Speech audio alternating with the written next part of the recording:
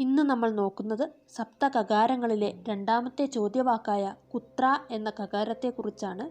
കുത്രയുടെ അർത്ഥവും സാമാന്യ പ്രയോഗവും നമ്മൾ മുൻപ് പറഞ്ഞിരുന്നു.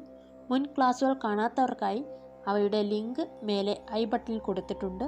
ഇന്ന് നമുക്ക് കുത്ര എവിടെയൊക്കെ പ്രയോഗിക്കുന്നു എന്ന് നോക്കാം. കുത്ര എന്നാൽ അർത്ഥം നമുക്കറിയാം, എവിടെ. കുത്ര എവിടെ. എവിടെ എന്ന് ചോദിക്കുമ്പോൾ അതിന് ഉത്തരം എന്താണ് വരിക? ഇവിടെ, അവിടെ, മറ്റൊരിടത്ത് എന്നിങ്ങനെയാണ് ഉത്തരം വരിക. കുത്ര എവിടെ. ഇനി എവിടെ ഉണ്ട് എന്ന് ചോദിക്കാൻ അസ്ഥി ചേർക്കുക. അസ്ഥി എന്നാൽ ഉണ്ട്. കുത്ര അസ്തി. പുസ്തകം കുത്ര അസ്തി. പുസ്തകം എവിടെയുണ്ട്. പുസ്തകം അത്ര അസ്തി. പുസ്തകം ഇവിടെയുണ്ട്. അല്ലെങ്കിൽ പുസ്തകം തത്ര അസ്തി. പുസ്തകം അവിടെയുണ്ട്. അപ്പം നമുക്ക് ഇവയുടെ അർത്ഥങ്ങൾ പഠിക്കാം. അത്ര ഇവിടെ, തത്ര അവിടെ, അന്യത്ര മറ്റൊരിടത്ത്, സർവത്ര എല്ലായിടത്തും. പിന്നെ അസ്തി സന്ധി. അസ്തി കുത്ര അസ്തി, എവിടെയുണ്ട്. ഉണ്ട് എന്നതിന് അസ്തി ഉപയോഗിക്കുന്നു. അസ്തി എന്നതിൻ്റെ ബഹുവചനമാണ് സന്ധി എന്നുള്ളത്. വാനരഹ കുത്ര അസ്തി. വാനരഹ എന്ന് പറഞ്ഞാൽ ഏകവചനമാണ്. അപ്പോൾ നമ്മൾ ഏകവചനത്തിൽ ചോദിക്കുമ്പോൾ അസ്തി ഉപയോഗിക്കുന്നു. ഇനി കുറേ വാനരന്മാരുണ്ടെങ്കിൽ സന്ധി പ്രയോഗിക്കാം. വാനരാഹ കുത്ര സന്ധി. അവിടെ വാനരാഹ ബഹുവചനം വന്നു. അപ്പം നമ്മൾ അസ്ഥിയുടെ ബഹുവചനം ഉപയോഗിക്കുന്നു, സന്ധി.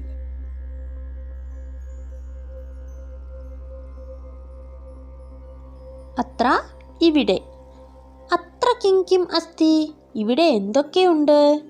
അത്ര പുഷ്പമസ്തി. ഇവിടെ പൂവുണ്ട്. പിന്നെന്താണുള്ളത്?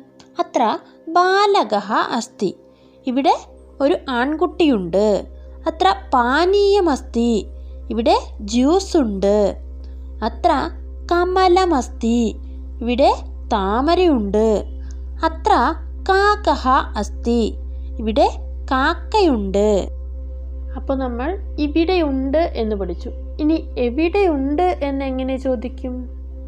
പുഷ്പം കുത്ര അസ്തി. പുഷ്പം എവിടെയാണുള്ളത്? പുഷ്പം കുത്ര അസ്തി. ബാലകഃ കുത്ര അസ്തി. പാനീയം കുത്ര അസ്തി.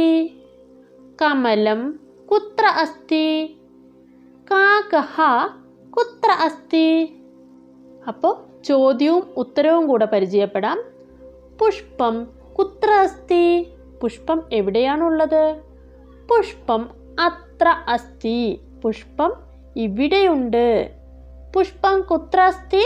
പുഷ്പം അത്ര അസ്തി. ബാലകഃ കുത്ര അസ്തി.